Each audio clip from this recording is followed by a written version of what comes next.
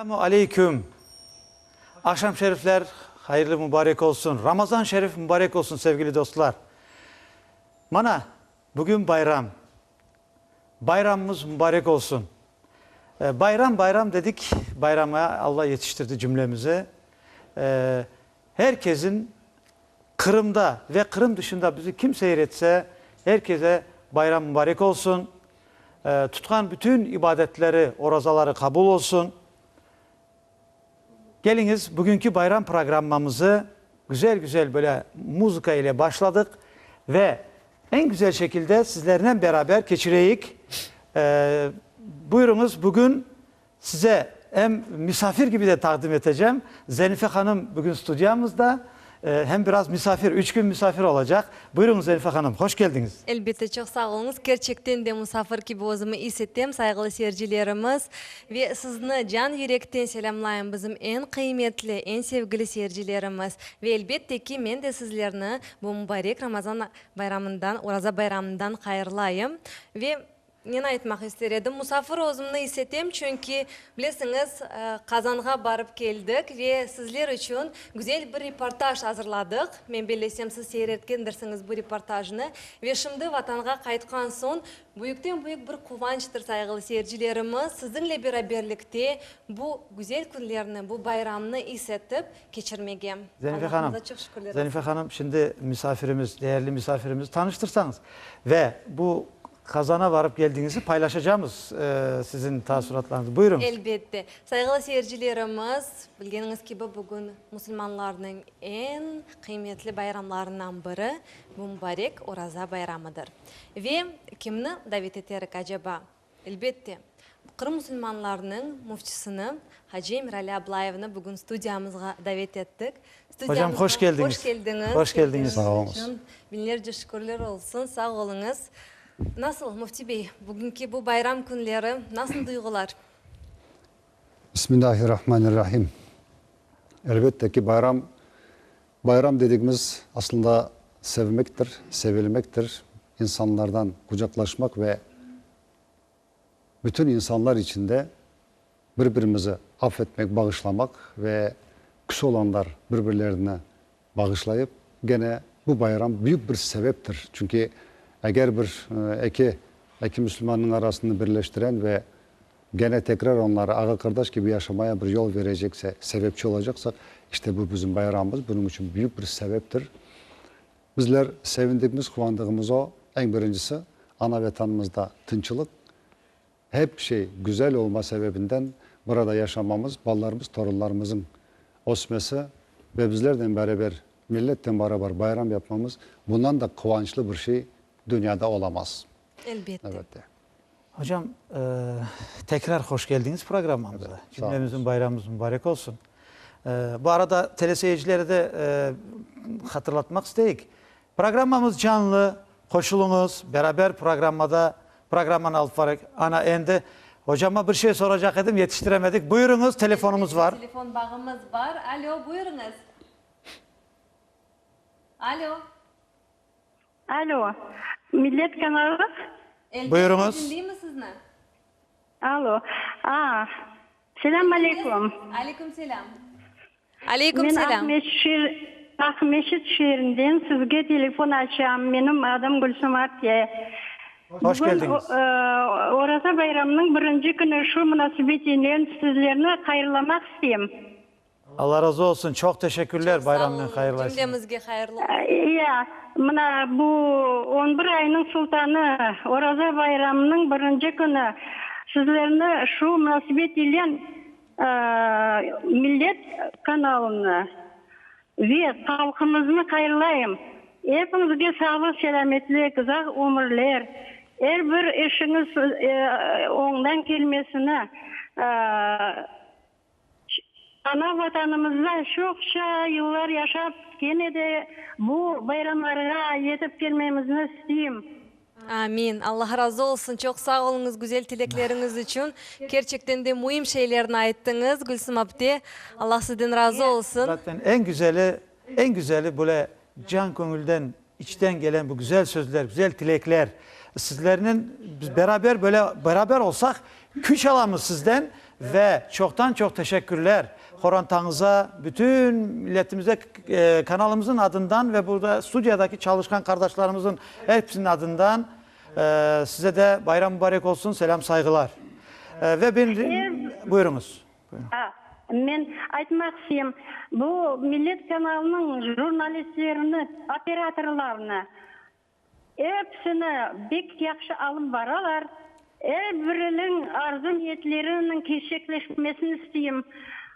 Halkımızın çoklaşmasını, ana vatanımızı sevmemizni, Horantalarımızla daima mabetlik sofralarımız bol olsun. Amin. Arzu niyetlerimiz yerine gelsin. Buna böyle dileklerine kalam. Çok teşekkür. Çok sağ olunuz Abdi. Altın dilekleriniz var. Altın. Yüreğinizde öyle. Çok sağ olunuz. Çok sağ olunuz. Ve rica edeceğim bize telefon açan teleseyircilerimiz selamlaşıp bizim eşitkenimizde anladı mı sual ve aytacak dileğine geçsin. Biraz tez yapayıq ki vaktimiz son çok az kala. Hocam bana gördüğünüz başlandı teleseyircilerimizle. Size sormak istediğim bana buray Ramazan geçti. Bugün bayram deyik. Eki ağız Ramazan. Biz geçen programımızda da aytkan edik. Biz Ramazan'dan razıyıq. Acaba Ramazan bizden razı oldu mu? Oh. Ve nasıl geçti Ramazanımız Kırım'da? Bu çok bir İnce ciddi mesele. İnce Çünkü, mesele. Biz Ramazan'da razıyıq da Ramazan bizden razı mı? Elbette ki burada çok büyük bir kelimedir bu. Evet. Çünkü sokakta gittiğinde insan ben o razalıyım dese çok sevilirsin. Ama ağzında sigarandan giderse buna biraz desin ki ana babası mı yok, dünyadan haberi mi yok, başka mı yok. Elbet biraz zor mesele ama iş onda değil ki her bir din olsun, her şey ne olsa da insanlar birden alamazlar. Bazısı birden alır, birisi almaz. Ama bizim vazifemiz o ki biz Ramazanlarımızı güzel geçirecek, ibadetlerimizden, teravihlerimizden ama bakacak ki bir gün gelecek millet hepsi o camilere yer tapmayacaksın girmeye. İnşallah. Bizim ümitimiz çok büyüktür. Ramazan ayındaki zaten 30 yıl yaşayı Kırım'dandı 87'den bugüne. 30 yıldan beri Ramazanlarımız, iftarlarımız, orazalarımız bunu peşine hiç bozulmadan bunu yapıp gelmekteyiz. Ama Öse ya hocam. Mutlaka. Seviye köterile ya. şimdi bakınız ne kadar yeni camiler açıldı, ne kadar camilerimiz kuruldu, eskileri tamir edildi, hepsi dolu. Hepsine. Allah razı olsun. Çünkü bugün prospekte kıldırdık gene 18 yıl o prospekte biz bayram namazını kılayık. Siz anda kıldırasınız. Evet. DKP binasında. Elbet. Şimdi adam dolay, taşay, sığmay oraya. İşte bekleyik büyük camimizin bitmesi. Eğer o cami biterse inşallah bütün millet rahatlığına, keyfine çıkara orada bayram namazı, cuma namazı, vakit saat namazlarını kılacak diye bir ümitimiz çok büyüktür. Ramazan için elbette ki Ramazan sayılı gün. 30 günümüz, 29 günümüz başladın mı 30 gün gelir geçer gider. Onun için tutmayanlar gelecek senemize mutlaka tutsunlar. İşte hayatımızda öyle geçip hocam, gider. evet. Aslında en kuvvançlı bir şey var ki bu Arada bayramlarımızdan kahveyi de bağlı. takdim ettik de Elbette kahveyi buyurunuz unutmayın hocam. seviyemizge, soğuk Zülfikar Hanım kalmasın. siz de buyurunuz ya Sağ unutmanız. olunuz. Ben şunu kaydetmek isterim, sağ olunuz. Kuvvançlı bir şey var, saygılı seyircilerimiz. Gerçekten de bizim camilerimiz bizim yaşlarımızdan tolmakta ve bu ne? Aksete elbette ki bizim yaşlarımız, bizim yaş nesilimiz dinine sarılmakta ve dinine öğrenmekte. Şimdi bunu eğer açıklayacak olsak dinimizin inkişafı ve milletimizin dinini sevmesi, sarılması elbette ki bu 3 senenin içinde biz doğrusunu Allah için konuşacak olsak 15 yılda yapamadıklarımızı biz 3 senenin içinde bugün Kırım'ın içinde 22 şehrimiz ve ilçemiz var, köyle rayonlarımız var. Onda da başladık yani Kerç ve Yalta. İşte bunun ikisinde adam az ve orada hocalarımız olmadığı sebebinden bugün aksayıp geldi. Kalan bütün ilçelerimizde, köylerimizde ballarımızı okutmakta genç kızlarımıza, imamlarımız erkek çocuklarımıza, oğlanlarımızı onlara okutmaktalar. Bugün 60 tane hocamız çalışmakta. Kur'an hocası ders vermekte. Bu bizi çok sevindirmekte. Çünkü dinini bilen, kitabını bilen, peygamberini tanıyan bir insan her zaman ne olur? Merhametli olur. Hocam Şimdi bu şimdi arada stüdyamızda bir telefon Evet, bağımız telefon var. var. Devam Geliniz edeceğim onu hocam. alayık. Alo, dinleyeyim sizni? Alo. Alo. Selamünaleyküm. Aleyküm selam. Aleykümselam. Saygılı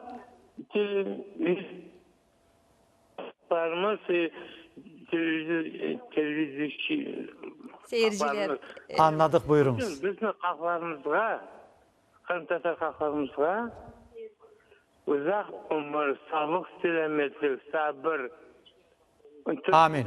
sağ selamet yaşap жүрсünler dep qayırlayman. Oraza bayramı qayırlı olsun. Bizim cemaatimizge, bizim yaşımızga, hatlarımızga, hepsine Sizinle beraber olsun, sizinle beraber. Cümlemizge Cümlemiz Allah göreyik razı inşallah. olsun. Sağ olunuz ağam.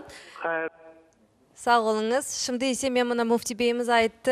60'a yakın bizim kadın hocalarımız var dediniz. Çalışmakta, muftiyatta, dini derede. Ve Mufti Bey, ne için yani kadınlarga bu kadar çok kıymet kesesiniz, kadın hocalarga? Çünkü kadın dediğimiz anadır. Ay maşallah. Onu Kadın diyecek dedim. Tamam. kadın Ömrünüz uzaktır yani. o anadır. Ananın sözü, ananın verdiği terbiyeyi kimse veremez, kimse yapamaz. Hem o dünyaya getiren evladını anadır, terbiye yapan anadır. Büyüyen sonunda okutacak ve terbiyeci olacak o ana kadın hocalarımızdır. Elbette ki bugün bu Çevne Center'ımızdaki o başladığımız ve bugüne geldiklerimize bizi dinidir herkes. Onda gelen analar, ana olacaklar herkes onda ballarını getirirler ve okutuylar. Şimdi elbette ki ben size bunun vaktimiz çok az olduğu sebebinden bunu anlatayım ki bizler 30 sene Kırım'da yaşamaktayız. Ama biliniz ki 30 senelik bir fikirden, bir düşüncelerden ileriye gitmek. Neden? Çünkü bir toplumun içinde yeni bir adım atmak için, inkişaf etmek için yeni nesil yetişmek gerek. Eğer bizler bugün yeni neslimize yetiştiremezsek, ben belirlesem ki inkişaf etmemize biraz zor olur, kıyın olur. O sebepten işte yasladan başlasak, biz o ballarımıza nizam, intizam, hürmet, saygı, ilim, din, dil, urf adeti kültürünü o zaman biz inkişaf edebiliriz. Bizim kızımız ve oğlanlarımız 16-18 yaşına gelen son biz onlara terbiye vereceğiz dersek bu büyük bir hatadır. Çok kendi kendimize kandırmaktayız. 18-16 yaşına gelen son kız ya erkeği doğru yola koymak çok zordur. Onun için yasladan başlayacak ballarımızı terbiye etmek için. Ben bugün bayram namazının çok ileri bir yarım saat çok anlattım bütün milletimize. Orada canlı yemiş. Bu canlı yayındaydı. Elbette canlı yayın. Eğer bizler bunu yapamasak gene biz 30 yılımızı gene geçerip bizlerden sonra gelen torunlarımız onlar da böyle şaşıp oturacaklar. Acaba biz ne yapacağız diye.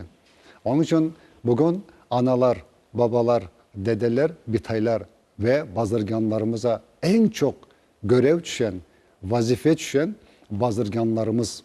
Bugün anlar değil mi bazırgan ne olduğunu milletimiz. Elbette, men belesem anlayın. Bugünkü biznesmenler İş adamları. işte. Elbette bazırganlarımıza onlara çok büyük iş düşmekte. Eğer bu insanlar bir yere gelecekler ne oldu? Hocam telefon var da. Ha, buyur. Çok özür dilerim. Buyurunuz, telefonumuz Alo, var. buyurunuz. Alo. Alo. Alo. Buyurunuz. Alo, eştemiz Eştemiz, buyurunuz. Alo. Eştemiz, buyurunuz. Akşam şerifleriniz hayırlı olsun. Allah razı olsun. çok Sağ sağ olunuz. Bu Çok sağ Univer aptemiz galiba bizim. Sessin beni. Eştemiz. Siz Eştemiz, rahat olunuz. eştemiz. Buyurunuz. Münir aktifi doğru. Münver ablamız. Bayram şerifler. Vatandaşlarım. Bayram şerifler Orada mübarek olsun. bayramınız aziz dostlar hayırlı olsun. Cümlemiz. Kırım Tatarları evlarka mal mülkiyet olsun. Amin. Allah razı olsun. Amin. Çok sağ Cümlemiz. olunuz dilekleriniz için. Mal mülkiyet olsun. Halkımızın arasında maddelik olsun. Müslümanların kapısına melekeler konsun. Amin. Amin.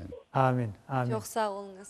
Çok sağ olunuz. Çok teşekkürler. Ömür yolumuz uzak olsun. Gün din yarıklansın. Halkımızın madetliği ömür billah yaşasın. Maşallah. Şu arada Münver abdemiz bir şiir de aytıp koydu. Çok sağ olunuz. Bu da işte sizi gibi büyüklerimiz, aksakallarımızla beraber olsun deyik.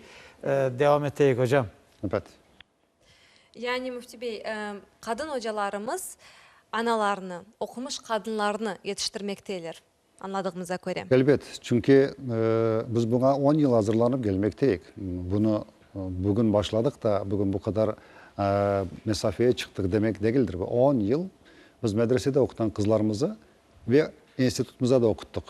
Ellerinde onlara воспитательный proses alıp varmaları için onda da okuttuk. Bugün rahatlığımıza hocalarımız da var, her şeyimiz var. Ama iş burada değil. İş bunda. Benim vücutum, insanın vücudu sağlam olmak için bütün müçesi çalışmak gerek. Elbette. Ama insült olan bir insanın bir tarafı çalışmaz. Bu sağ taraf ya sol taraf bir tarafını sürekleyip gezer. Bugün milletimiz bu derecede. Neden diyecekse olsanız, bugün dinimiz dört dört. Camilerimiz, ezanlarımız şükürler olsun Rabbimize. Ezanlar toz susmadı, camilerimiz açıktır, medreselerimiz çalışmaktadır. Buna çok kuvanmaktayız, sevinmekteyiz. Teşekkür ederek ki bugünkü başkanlara, devlet başkanına şükürler olsun, sağ olsunlar. Bugün bizlere bir zarar getirmeyi, biz işimize devam etmekteyiz. Ama iş bunda ki eğer insanın vücudu yarısı çalışır, yarısı çalışmazsa o her zaman süreklenip gezer. İşte bugün bizim milletimiz biz bu dereceye düştük. Marif yok. Kültürümüz zayıf. Dilimiz zayıf. Urf adetlerimiz zayıf. Kültürümüz zayıf. Bunları kim yapacak? Eğer bunu millet olarak biz bunun için yapmasak, bunun için ağlamasak, bizim için kimse yapmayacak. İşte bunu biz yapmamız gerek. Bugün millet olarak, milletin için ne yapacaksan milletin için yap. O devlete yaptım, bu devlete yaptım degen şey gereği yok. Kimse bizden bir şey sormay. Biz kendimizin, devlet, milletimizin bütün her şeyini dört dört yapacak. O zaman millet birden gidecek. Dini, dili, kültürü, urf adeti, milli iradesi. Nerede kaldı milli irademiz? Bir kimse çıkıp aytabilecek mi bize? Bizim milli irademiz çok yüksektir diye. Aytamaz. Aytamaz. İnsan bugün ben Kırım Tatarıyım demeye utanıyor. Genç. Ne demek bu? İşte o gençin suçu yok. Suç kimde? Suç bugün ben hocayım, ben hocapçıyım diyen işte bu bizlerde, insanlarda, biz babalar, ağalar bunu yapacaklar. Yapmasak bizim yerimize kimse yapmayacak. Bir kimseye canını ağırıp da o yorganını yakmak hiç gereği yoktur. Elbette çok doğru sözler aytasınız Gene Müftü telefonumuz Bey. var. Gene de bizim bağımız, telefon bağımız var. Aslında bu kuvandıra ama her bir başlayan sözümüz yarım kala. Ama bu Alo, canlı yayın dinleyimiz. işte. Buyurunuz, Elbette. buyurunuz, buyurunuz. Alo, dinleyimiz sizni? Alo. Alo, buyurunuz. Kesildi galiba. Tamam, devam edeyim. Hocam. Müftü Bey, bir sualim var. Buyurunuz. Bilgenimiz gibi dini idarede merhametlik adlı aksiyası o'tkerildi 2009 seneden beri ve işte bu merhametlik sözünden dini idaremiz kunde karşılaşmakta. Yani hareketlerinden. Bunu sualim şundaki bu sizge kelgen muhtaç insanlarga, kunde kelgen insanlarga nasıl herkesin derdine derman tapabilirsiniz? Şimdi burada bir tane mesele var. Bizim herkesin derdine derman tapmamızın o çokrak, o ilim çokragıdır. Allah'ın bir kapısıdır. Allah'ın ilmidir, Kur'an'dır, ezandır, dindir. Orada ne ben taparım, ne Nuridin tapar, ne Aydar, ne Osman. Çünkü orası adaletin ta kendisidir, merhametin ta kendisidir. Çünkü Allah o bereketi kat katına arttırır. Kapıya gelen 18 yılın içinde bir kimse boş kayıtmamıştır. Herkes mutlaka kendi kısmetini alıp kayıtkandır. Ve öyle de devam edecektir. Neden? Çünkü eğer bir idarede, bir ailede, bir toplumda, bir millette yalan yoksa, zina yoksa, içki yoksa o zaman Allah bereketini kat kat yağdırır, verir. Ama bir idarede yalan, zina, içki varsa o idare yıkılır. O idare çoka varmaz. Çünkü onda yalan var, temel yok. Ama şükürler olsun bugün siz görürsünüz ki müftülükteki çalışan gençlerin cıvıl cıvıl. Elbette. Herkes ateş gibi sabahdan akşama kadar milletine hizmet etmekte. Şükürler olsun. O merhametlik aksiyamızdaki ben belirlesem keşke olmayaydı. Keşke öyle bir aksiyanın gereği de muhtaç da olmayaydık ama muhtaç millet bugün. Kimin kapısına varsın? Nereye varsa da hepsi bir ona yardım gerek. Ona yardım toplanıyor. Bugün bir camimize biz bir cuma geli bir insan balacığı hastaymış. Bir cumayımıza elan ettiğimizden 100.000 para toplanıyor. Hemen eline veriliyor. Operasyasına mı gitti, başka yerine mi gitti, ilaç mı alacak? Çünkü şükürler olsun millet. Bugün o kadar birbirine böyle sımsıkı camideki olan millet o kadar sarıldı ve imamımız çıkıp da bir elan ettiğinde böyle hasta balamıza para toplanacak bugün dese ben size söyleyeyim 100.000 parayı birden toplayı aman eline tutturuyorlar. İşte bu bizim için bir kıvançtır. Demek milletimizin bugün uyandı iç duyguları, görüşleri, düşünceleri bambaşka. Çünkü biz yapmasak bize kimse yapmayacak. Biz kendimiz bugün o kadar bir güçlü, akıllı, adaletli bir atalarımızdan gelen bir mayamız var. Kırım Tatarların.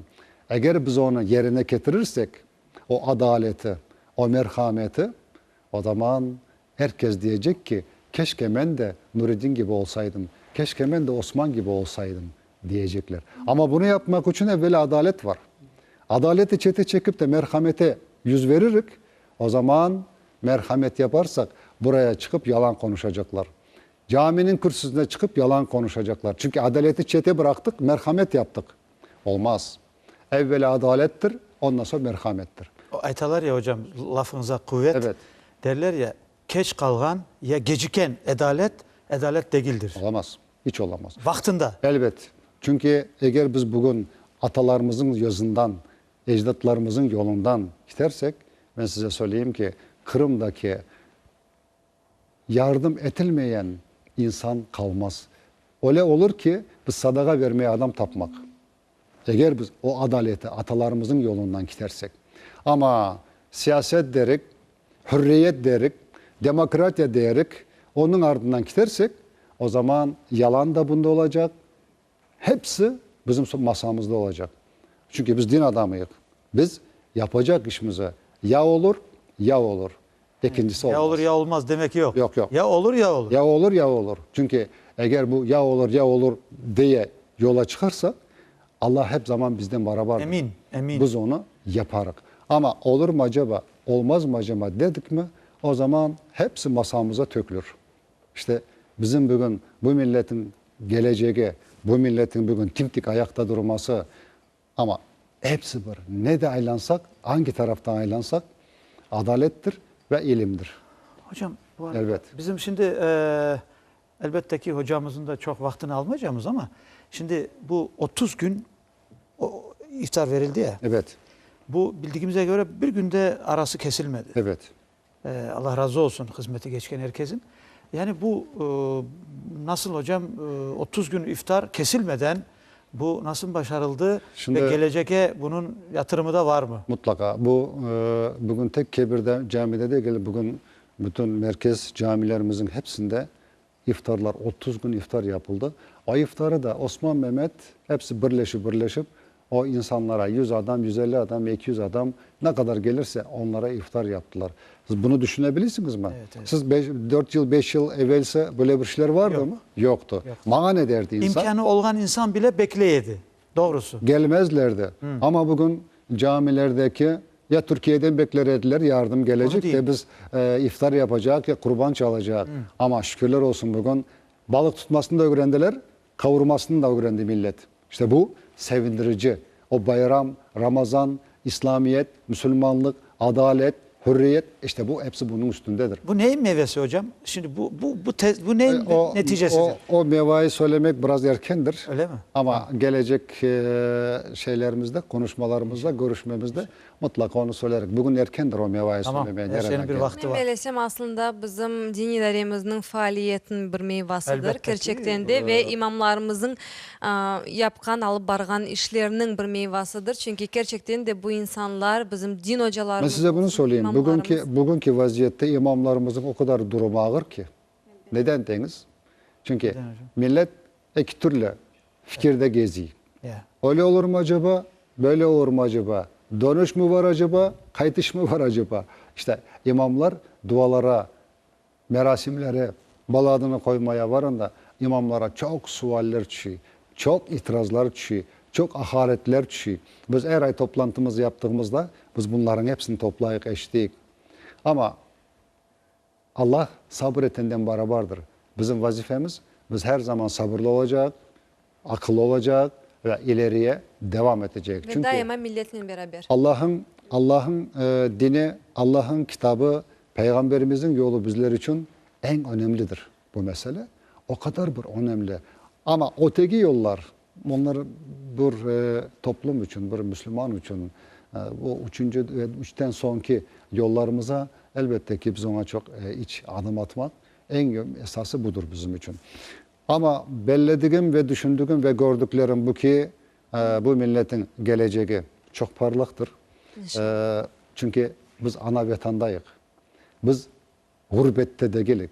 Ana vatanda yaşamak ve ana vatanda her yaptığımız adımımız ve sözümüz ve kalktığımız bırmıkımız gelecek burada yaşayan insanlar için olacaksa, ardımızdan gelen nesillerimiz için olacaksa o zaman onun bereketi çok güzel olacaktır. Ama ay bugün var da yarın ah kerimdir diye yaşasak, iş yapsak o zaman ondan hayır gelmez. Ya yarın ne olacak diye düşünürsek. Öyle olmaz. Çünkü bizim bütün yapacağımız, geleceğimiz en sonki noktamız budur ve ahiretimizdir. Üçüncüsü olamaz. Hocam, o gün sizinle bir sohbet yapanda, Evet. biraz sohbet yaptık ya, çok duygulandım. Bu vakit toktamay ya, vakit her dakika saniye kite toktamay. Burada kaybeten kim olur? Toktayan mı ya? Şimdi bizim halkımızın içindeki kelime bu. Ya zaman gelirse böyle yaparım. Zaman işte zaman değişmiş. Bugün zaman başkadır. Yok. Zaman Allah bu kainatı yarattığından kıyamete kadar hiçbir zaman Toktamak bize bir şey kazandırır mı hocam? yok. Biz toktasak yuttururuk. Biz gayip ederek her şeyimizi gayip edecek durmak olmaz.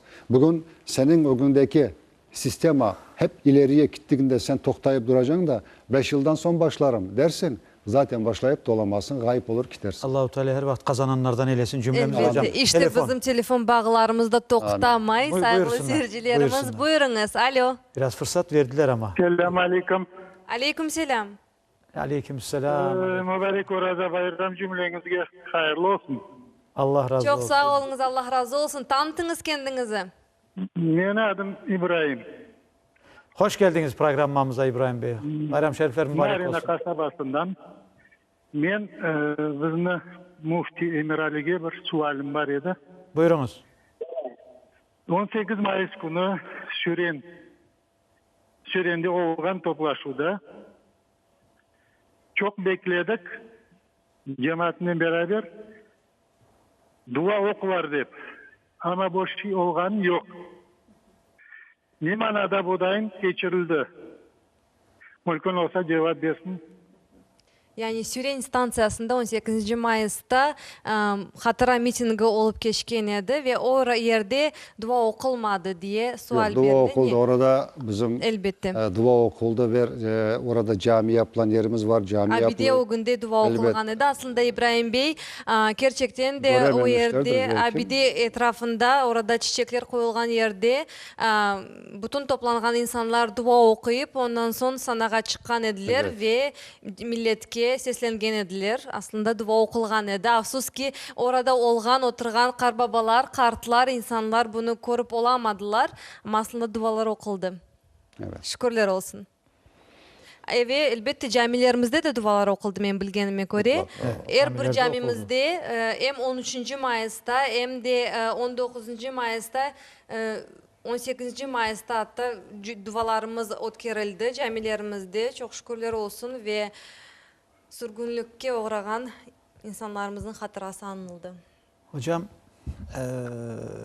mana 3 gün bayram, son işte 2 bayram arasında gireceğimiz ve Kurban Bayram'a, yolumuz Kurban Bayram'a. Şimdi bu bayramla ilgili, eğer şey etsek geliniz hocamdan sonra bayramla ilgili hem tavsiyeleriniz, bu 3 gün bayramı nasıl görmek istersiniz ve Elbette. teleseyircilerimize bayramla Elbette ilgili çünkü vaktimiz çok içten az. sözlerinizi Motive buyurun. ve Şimdi bizim dilekleriniz. bayramımız bu ki biz bir ay Ramazan orazasını tuttuk. Orazamızı geçirdik. Sağ selametle kazasız belasız bu bayrama geldik. Çok şükür. Şimdi bu bayramdan gelecek bayramımızın arası 70 gün. Bu 70 günün içinde ben orazamı tuttum.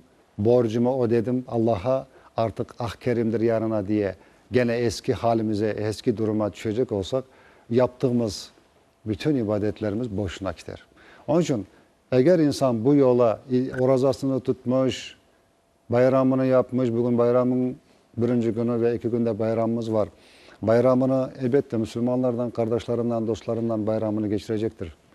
Bayram şerif mübarek olsun diyecektir. Kartımıza, yaşımıza, elini öpecektir. Ama gelecek kurbanımıza kadar eğer o aldığı içindeki o gıda, o Ramazan'dan, o teravihten, o namazlardan insan bunu bırakmamalı.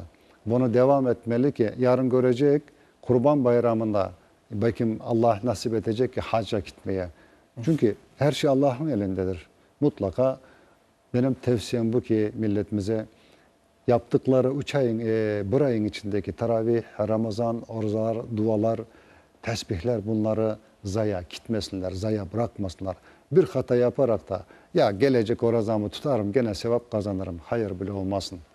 Bizim isteğimiz o ki milletimiz adım attı mı adımını ataversin. O nur, Peygamberimizin oturduğu bir yol, o yolda çağırır gel evladım diye. Ama ikinci bir yolda da şeytan oturur. İşte insan Peygamber Efendimizin yoluna adım atmışken teravisi, orazası, tesbihatları ona devam etmeli. Gelecek kurbana kadar yapar, ondan sonra gelecek Ramazan'a kadar bakarsın ki insan hep böyle nur gibi adaletle bir Müslüman İçindeki o manevi gıda tok bitmez, üzülmez yani. hiç de bitmez, üzülmez de ama bize bağlı. Eğer biz bunu yaparsak bizi kimse zorlamayın. Sen bunu yapacaksın ya yapmayacaksın. Gel ya ki demi. Hepsi bize Allah kendimize bırakmıştır. Hepsine, bütün şeyimizi, takdirimizi de, ibadetimizi de, yapacağımızı da, yapmayacağımızı da. Onun için insan bu kadar yapmışsa bunu devam etsin. Bunu bırakmasın. Biz duacı olacak, biz dua edecek bütün milletimize, Müslümanlara birlik beraberlik içerisinde ibadetini, paylaşmasını, danışmasını evet birlik içerisinde. Çok sağ olunuz saygılı Mufti Bey. Vergen tavsiyeleriniz ve dilekleriniz için bu gerçekten de kıymetli bir dileklerdir ve tavsiyelerdir saygılı seyircilerimiz. Şimdi ise Mufti Bey sağ olunuz, stüdyamızga teşrif buyurdunuz, bizim efirimizi yaraştırdınız ve sizler de sağ olun. birlikte, bütün milletimizle birlikte bu mübarek Ramazan ayının sonki o bayram günlerini biz yaşamaktayız birlikte. Çok şükürler olsun. Ve şimdi ise geliniz bir levhanı bakayıq. Bu levhada bizim kartanacığımız bir kart esli başlı kadın anamız işte öz duygularını nasıl Ramazan ayını geçirdi ve nasıl orazanı tuttu ve onun için bu Ramazan ayı nasıl kıymetli olganını anlata ve tamam şu levhadan son saygılı seyircilerimiz ilan etmek isterim. Bizim stüdyamızda sizler için Yıldızlar adlı takımı milli Gene halk oyununu Gene misafirlerimiz var. İcra edecek, elbette. Hocama çok teşekkürler geldiği için. Sağ olun. Çok sağ olunuz. Milletimizin Allah razı adından. olsun. Allah razı olsun. Tekrar bayram mübarek olsun hocam. Hepimize, bütün milletimize ya. Allah Hayırlı razı günler, olsun. hayırlı Ramazanlar, hayırlı aylar. Çünkü biz muhtaçık birbirimize. Müslüman, Kırım Tatarı hepimiz birbirimize muhtaçık. Yardım elimize, birlik beraberliğimize, el elimizi sımsıkı tutmamız inşallah sonumuz hayırdır, sonumuz berekettir. Amin. Umut- İnşallah. İnşallah. Çok sağ olun. Çok sağ olun Allah razı olsun. cümlemizden.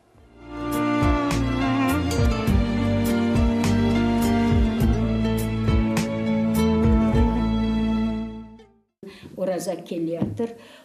Babam mutlaka bir koy soyaydı. Onu bek bilemen. Анан сон анам ular yuklamaydılar. Keçe aş pişirediler. Sabahka, aşamağa. Son bizde uyataydılar. Biz de turup aşağıydık. O vakitte yazda kelse yemiş çok olaydı. Kışka boçka pomidorlar, kıyarlar tuzlaydık kış vaktine. Kışta bolgan orazaga sevinedik. Çünkü biz de tutaydık. Yazda tutalmaydık. Çünkü yazda vaktlarında, kanikul vaktlarında hep bir pamukka çıkaydık. 50-51 yılları. Şimdi 18-19 yaşlarında tutup başladım. Ondan aldın biz Kırım'da cenk içinde yaşadık. Ondan sürgünlükte yaşadık. Kıyınçılıklarda oraza tutmak kayaktaydı bizge. Analarımız tutaydı ama pamuktan kaytıp gelgen son ular pek çekişkenlerini de göreydik. Babam aman açmay tutaydı. Men Kırım'a kelgenden bertli tutama. Bultur tuttum ya 3 gün kalganda pürüstüp tuttu. Bu үйün içi lық adam tola. Bütün konuşular, başta ballarım keleydi. 5 balan, torunlarım, mannelerime hepsi kele konuşular.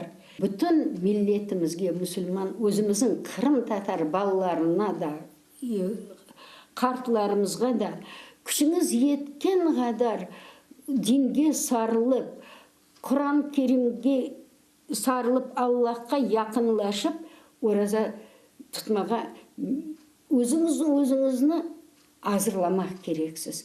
İnşallah sağ selamet şu günge yetilse, inşallah bütün evlatlarımız oraza tutar degen ümittemen, hem tevsiyettemen olarını da çakıraman. Tutmagan adamlar tutsunlar, okumaga bilmegenler şimdi kurslar açıldı, Kur'an-ı Kerim'ni okumaga irensinler.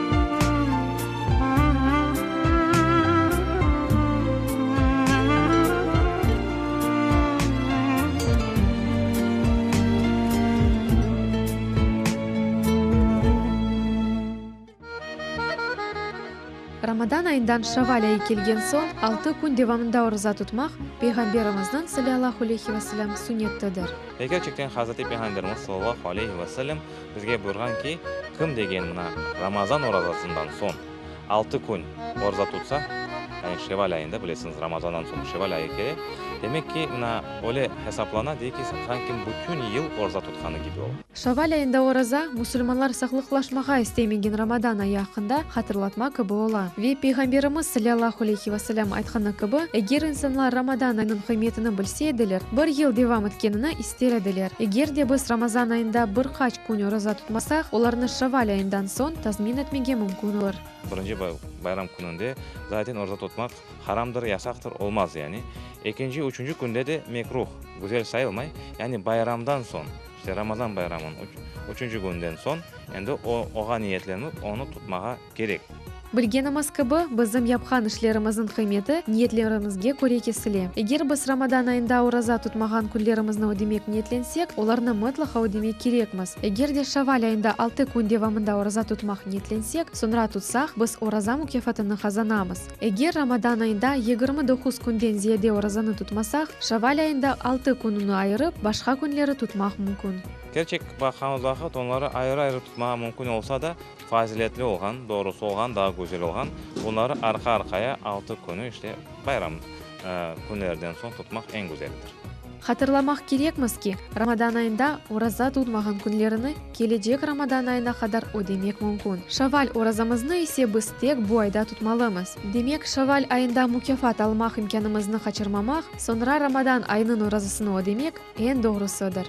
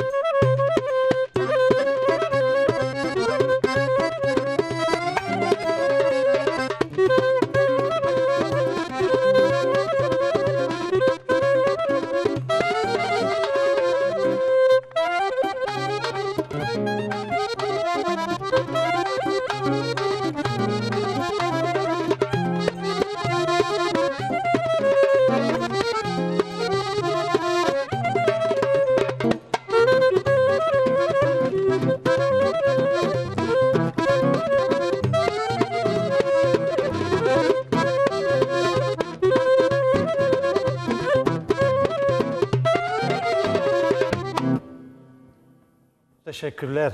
Çok sağ olunuz saygılı bizim çalgıcılarımız. Gerçekten de böyle bir bayram muhiti yaratıla. Zenife Hanım, yani teleseyircilerimize onu da aytmak isteyeyim. Bana bugünkü bizim programımız da görgeniz gibi sanatçı kardeşlerimiz de bayram sevincini paylaşmak için bizlerle bugün stüdyamızda. Ende onları tanıştırıp oturmaya gerek yok. Bana oturalar, herkes tanıyorlar. Enver ağamız Özenbaş ve dostları etrafında herkes tanıyor. Onlara çoktan çok teşekkürler. Kardeşler, bayramlarınız mübarek olsun. Ellerinize sağlık. Çok sağ olunuz. Allah razı olsun bu bayram akşamında bizlerini gelip sevindirdiğiniz için teleseyircilerimizle beraber. Şimdi geliniz misafirlerimizi tanıştırayım. Elbette. Bugünkü misafirlerimiz Başkırtistan asıllı, Kırım'da yaşayan bizim Marat ağamız, buyurunuz Marat ağamız Masallimovlar ailesi. Yani bir aile olarak bugün bizim stüdyamızda. Hoş geldiniz Marat Bey. Hoş geldiniz stüdyamızga. Aleykümselam. Biz pek küttük Uraza bayramını kelgeniga. Biraz yakınca tutunuz. 30 gün Uraza tuttuk. Maşallah. Qiynalib kim qiynaldı, kimgedir yengil oldu. Ama bizning xalqqa, bizning musulmon xalqimizga ne olsa da o'z niyatiga yetsin bizning xalqimiz. Allah razı olsun. Bizning Qrimda tinchlik olsun. Bizning Qrimda çok yaxşılık olsun. Bizning xalqimizga o'z niyatiga yetsin asosiy. Bütün gayelerine yetsin. Milli Evet, doğru. çok süvallar yolga düşsün. Mening istegim. Bütün niyetlerine yetsin diyorsunuz. Evet, evet. Yani vatanda sevinip, niyetlerine yetip, arzularına yetip, sevinip yaşasınlar diyorsunuz. Evet. Bu bir bayram tilegi oldu. Güzel de Elbette. tilek oldu Marat Çok Bey'den. sağ olunuz. Marat Bey, şimdi bana bizim Zenife Hanım yakında, şimdi ben aslında bir 10-15 dakika Zenife Hanım'la program yapmak isteyeyim ama fırsat tapamayım. Aslında vakit joymayıq buna. Bu kadar bizim meraklı Nece- misafirlerimiz var. Ama siz Tataristan'da olduğunuz, yakında Kazan'da oldu anda hem iftarlar, çekimler yapıldı. Geldiniz ya. Çok Geldik. yani özünden belli ama fırsat tapamayın bir soramaya da. Şimdi bana Başkırtistan asıllı Başkırt ağamız Marat ağamız, abimiz bunda Xoran Tanzı'yla beraber tanıştırsanız bir. Benim Omur arkadaşım. arkadaşım Linura Hanım, Lenura Hanım ömür yoldaşınız. benim kızım Madine Hanım. Madine. Madina. Ay ne güzel. Benim aytışlı anamız, bizning anamız Zeynep apse. Ha, demek ki kaynana ola da. Yok, kaynana tugul. Değil mi? Doğmuş ana diyeyim ana. Onun için Biz çoktan birbirimizi bilemiz. Ana kıbık oldu. Aa, tamam. Oldu. Ana olgan yerde başka lafa yeri yok. Aa, çok güzel. Hoş geldiniz siz de. Bana bakam ki yüzlerinizde tebessümler, bayram sevinci. Hoş geldiniz programımıza ve bayram sevinciyle ne demek istersiniz? Bugünkü bayram geçiresiniz, nasıl geçiresiniz? Bu bayramların biz geçiremiz. Bitalarımız en birinci bitalarımızın oraza tutkan adamların hepsini tabriklemek gerek. Ziyaret etesiniz. Kollarını öpüp, onların sağlıklarını istep ularga. Ölen bayramlarını otayımız. Evde yaxşı yemekler, aşlar pişirip, İşte misafir. onu soracak olam. Nasıl milli yemeklerini pişirirsiniz? Bu bayram sofrasını nasıl donatasınız acaba? Ben sizge şunda aytırım. Yemekler en birinci biz sevemiz. Bolen sarı burma degen yemek var. Sarı burma. Onu sevmegen insan olur mu? Tatarların. Maşallah. Kırım Tatarların Evet. milliye sarı burma. Aha. Sarı burmalar. Son ebe dolmalar pişiremiz. Evet. Tatlı şeyler pişiremiz. Mana Zeynep apsi aytır o usta yapa tatlı şeylerin. Misafirler çok oldu mu? Sizge de getirdik. Bererek o netip. Ay maşallah. Akayda o. Al bir Madina. O taraflarda onun bize faydası yok eğer bunda olmasa. Al neden de getir paketin içine. Ana sizlerge de getirdik. Çıkarınız, paketten çıkarıp getiriniz. Efirimiz canlı, saygılı Efirimiz seyircilerimiz. canlı. Evet, Onun için misafirlerimiz- hiçbir şeyini sizden saklamayık. Evet. Ve bu canlı efirde her şey bizde can yürekten yapıla gerçekten de hatta yemekler sofraga Otursun, koyula. otursun. Oturunuz, buyurunuz. Geliniz, oturunuz, yerinize oturunuz da. Komşular kireler, tanışlar kireler misafir olup. Geliniz, Kahve yerinize. içemiz. Evet, bayram kahvesi. Maşallah, Ana, tatlı maşallah. geldi. Hepsi birbirimizin tabrikleyemiz. Öyle huvanıp netip, endi oraza bayram tuttuk bir ay. Oğa evet huvanç etemiz. Maşallah. Allah kabul etsin. Sağ olun. Kan Allah herkesge razalarınızı kabul etsin. cümlemiz. Anamız bir şey demek istiyor ama. Buyurunuz. Selamun aleyküm. Mikrofonunu yakın tutun. Aleyküm selam. Selamun aleyküm. Aleyküm Bizi selam. teklif etkenizge sizin televizyonunuza derler. Birincinden isterim hartları sabahtan erte camiye berdik. Endi camiden sağ selamet harçlap aldık. Orazalarımızı endi bitirdik. Herkes orazalarını tutkan hartlarga, yaşlarga, bu yıl pek çok tuttuk yaşlar. Allah kabul etsin. Allah kabul etsin. Allah sağlık ömürlerini versin. Hartlarımızı da. Gelecek orazalara, gelecek bayramlara Allah kısmet etsin. Halkımız mabet yaşasın. Aynen. Bahtlı, çastlı olsun, balalı olsunlar. Birbirlerini уважать etmeyenler. Saygı. Saygı ile. Saygı duysun. Saygı etsinler, kartları saygı etip ellerini alıylar. Çok yaxşı oldu yaşlarımız. Çok sağ olsunlar. Zeynep apte bu arada bizde bir telefon bağımız var. Aslında sizin tileklerinizi eşitip bizim saygılı seyircilerimiz de seslenmeye başladı. Buyurunuz. Buyurunuz. Alo, selamun aleyküm. Aleyküm selam. Aleykümselam. Akşam şerifleriniz mübarek olsun. Sağ Razı olunuz olsun. cümlemizge. Jennifer Hanım, Nureddin Bey, sizlerini ve bütün sevgili millet telekanalımızın hadimlerine oraza yüren mübarek olsun. Çok sağ olunuz. Allah razı olsun. Yürekten çalıştınız. Milletimizin Allah'ını kunu kuvandırdınız. Bugün de desem bütün gün gerçekten bayram telekanalımızda. Maşallah sizlerini ana babalarınızga, sizlerini olejine vatan, millet terbiye bergenleri için. O haradan algış aldınız bu mübarek oraza ayında. Allah sizlerin işlerinizin daim on getirsin. Çok sağ olunuz. Ben sizge Bahçesaray'dan bütün iş ve cenk veteranları adından, komşularım adından telefon açtım. Çok sağ olunuz. Allah razı olsun. Siz de çok sağ olunuz dilekleriniz için.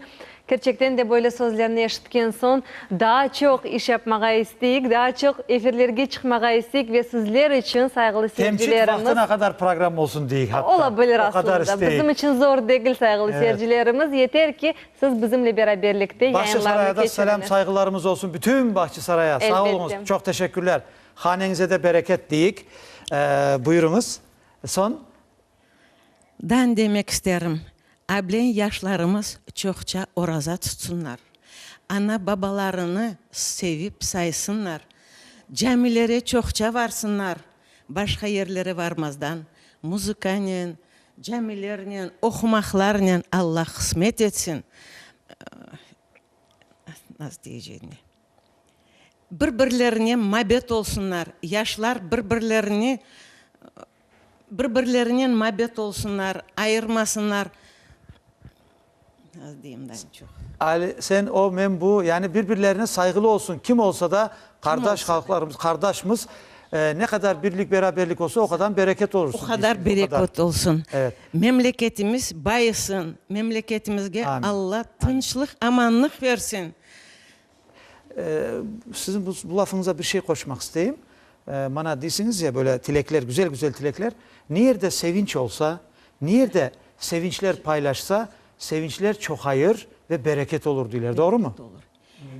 Başkurt kardeşlerimizde de öyle diler mi? Evet. Evde ana baba bala çağasıyla mabet yaşasalar, o ballar çıkarı çıkıp da hartların ellerine alıp hartları hürmet etseler, avtobuslarda yürgende aşın korney, ballar çoğusu turup koruylar tatar balları, tatar hartları, sakalcıklarından turup yer verirler. Bilirsiniz, kenardan çok dülber görünür. Çok sevinirim. Vat ben 80 yaşına geldim. Maşallah. Ben çok sevinirim. İşte bizim ballar böyle akıllı oluyorlar. Din tarafına çekiyorlar. Allah'dan isterim. Din tarafına çeksinler. Çokça olsunlar. Ana babalarını hürmet etsinler. İşlesinler. İçkilere varmasınlar. Bu benim niyetim. Çok sağ olsunlar yaşlar. Pek Kartları güzel niyetiniz sevip var. saysınlar. Elbette. Ya bu Çok sağ sözlerden- olunuz Zeynep apte. Aslında bu kadar şey söylegen son bizge laf da kalmay. Bu sözlerin çok kıymeti şeyler yok. Kıymeti hem de gözleri de yaşardı. Ama işten geldi bu şeyler. Bana teleseyircilerimize seslenem. Göresiniz anamız nasıl görmek isteyi bizim gençlerimizini. Elbette ki gençlerimizin öyle olması için ana babalarının çalışması ve örnek olması çok mühimdir. Çünkü derler ya ne eksen onu biçersin. Onun için siz çok güzel sözler dediniz. Bana sizden sormak isteyeyim. Yanınızda torununuz otura. Torununuzdan nasıl razısınız mı? Bin kere razıyım. Bir kere razısınız yani. Bir kere razıyım. Öyle mi? Kızcığım müzikalniye varıyor. Yakın tutunuz mikrofonu. Müzikanın. Yakşı da yırlay. İsteseniz bizim Tatar tilince türküde yırlap versin. Öyle mi? Da. Ama ben bir şey eşittim. Ben eşittim onu. O günü bir sohbet yapanda bir eşittim ki siz bir iştirak etmişsiniz bir konkursta herhangi bir. Nerede iştirak ettiniz? Siz kendiniz anlattınız. Millet Yıldızı. Men Ya bizim yanımızda Yıldız oturayken bizim haberimiz. Türkiye'de.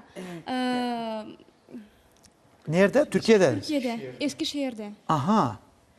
Siz iştirak ettiniz. Son netice ne oldu? Anda oldu festival. Son. Yaş balalar kelediler. Anda oldu nasyonalny oyunlar. Milli oyunlar. Milli oyunlar. Ya. Siz ne yaptınız? Oynadınız mı? Evet, yırladım. Yırladınız ha?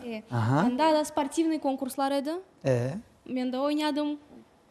Участвовать ettim. Maşallah. Yaxşı. Yırlay dedi bir tanemiz. Belki bir beyt sizden dinlerik. Böyle bir kuplet, iki kuplet böyle akapella da olabilir. Eğer bakayım, eğer tanış bir şey olsa sanatçılarımız burada bizim ustalar. Eğer Kırım Tatarca yırlamağa. Kazancı mı Kırım Tatar? Bak nasıl bir beyt Kazan Tatarca olsun, bir beyt de Kırım Tatarca olsun. Elbette. İki tane olsun. Buyurunuz. Ya bugün bayram. Ha? Port Artur yırlarım. Buyurunuz. Buyurunuz. Buyurunuz. Port Artur'un malesi ne büyüktür halesi.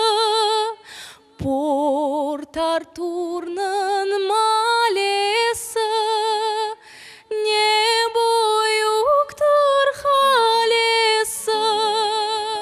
Soldat ketken yaşların ağlap kaldı annesi. Ağlama anam, ağlama babam, belki Mevlam kurtarır. Ağlama anam, ağlama babam, belki Mevlam kurtarır. Sağlısı mıdır? Yapın yolu bu mudur? Stakan dolusu mudur? Yapın yolu bu mudur? Aman aman padişahım, eteceğin şu mudur? Ağlama anam, ağlama babam, belki Mevlam kurtarır. Ağlama anam, ağlama babam, belki Mevlam kurtarır.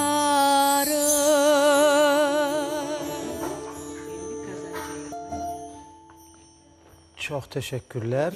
Çok teşekkürler. Çok sağ olunuz. Gerçekten Çok de güzel ağlatkan yırladı. bir yer. Evet, çok güzel. Güzel bir yerdir. Böyle kabiliyetiniz de çok güzel. Tatar halkın gimini saylaydı. Elbette. Bu yer. Evet. Bizim için çok kıymetli yerdir. Kime tarttı? Meni Harbabam yırlaydı onu. Haçan Öyle men mi? ufak edim. Karbabanızdan tarttınız. Başka gene yırlayan var mı? Benim anam yırlaydı. Sizin de ananız yırlaydı, öyle mi? Benim anam Özbekistan'da, anda onun talantı kızıma geçti. Öyle mi? Evet. Ay, Maşallah. maşallah, Pek çok istidatlı güzel. kızınız var. Allah bahtını çastını versin. 10. sınıfta 11. sınıfka geçti şimdi. Maşallah. Şimdi 11. sınıfa geçtim mi? Biz Kırım Tatar Türklerden gayrı da babasının Kazan Tatar Türklerinden de bilemiz. İşte Marat Bey anladığıma göre Kazan'dan. Doğru mu? Men böyle sualim var sizge. Özünüz Başkırtistan'dan. Temel. Özüm Millet. Mikrofon kabul. Özüm tamırım Başkırtistan'dan ama doğuldum Özbekistan'da. Özbekistan'da doğdunuz. Anası babası anam. Çok güzel. Son bunda Fergana'da çalıştım. Beraber Mikrofonunu yakın tutunuz. Sizden bir şey soracağım. Bunda bir teşkilatınız var ya? Ben reis olan председатель Federasyonu Tatar и Башкир Krımı. Ana, siz reissiniz. Ramazan ayında bir faaliyetler oldu mu? Da. Nasıl faaliyetler oldu? Yani çalışmalar. Oldu. Biz tırıştık yapmaya öz ibadatlarımızı halkla görüştük. İftarlar ötkezdik, öz aramızda. İftarlar yaptınız Allah da. kabul etsin. Allah kabul etsin. Marat Bey. Murat Bey çok teşekkürler. Çok sağ olunuz. Bu arada mana bu Kazan Tatarlarının birleşmesi adından bir tileklerimiz. Teleseyircilerimize bayram tilekiniz ne olacak? Çünkü bizim misafirlerimiz gene var. Böyle biz bayram programımızı devam ete. Bir tilekinizi buyurunuz. Ben Kazan Tatarça aytsam da bular. Buyurunuz. Buyurunuz elbette. Benim tuğanlarım, tuğan Kırım Tatar halkı. Men bek şatlanam, Kırım'da yaşap, birdemlik bolsun diyeyim. Bütün bizning saban toylarımızı Kırım Tatar halkı ko'tara. Bizning merasimlarni Kırım Tatar halkı qatnasha. Bek zo'r rahmat aytam bizning xalqimizga, bizning musulmon xalqimizga. Allah qo'shsa birdamlik bo'lsin, bizda tinchlik bo'lsin. Kelasi orazalarga da yeteyik. Amin. Çok İnşallah. teşekkürler. Çok sağ olunuz. Allah razı olsun. Bizim stüdyamızga gelip yaraştırganınız için de. Çok sağ olun. Kazan Tatar kardeşlerimiz de var. Çünkü o gün siz anda olgan vaktimizdeki Elbette, programımızda kel almagan edi. Elbette. Onlar andan selam ettiler Kırım'daki yaşayan. Zelife Hanım, bana teleseyirciler bile siz anda olgan vaktinizdeki programımızda Kazan Tatar kardeşlerimiz kel almagan edi. Bugün onlar da bunda. Marat Bey de bunda. Horantasına çok teşekkürler sizge. Sağ olun. Sağ olun. Tekrar Ramazan Şerif mübarek olsun. Tatlı için de teşekkürler. Çok sağ olunuz dikkatiniz için. Sağ olunuz. Saygılı. Allah'a emanet olunuz. Biz sanatçılarımızdan bir buyurun. Aslında Nuruddin Bey bizim bir levhamız da hazır endi. Onu elbette onu göstersek men bilesem daha uygun olur saygılı seyircilerimizge. Onun için keliniz şimdi sağ şehrine bir yol alayık. Gitemiz. Çok teşekkürler misafirlerimiz. Çok sağ olun. Allah razı olsun.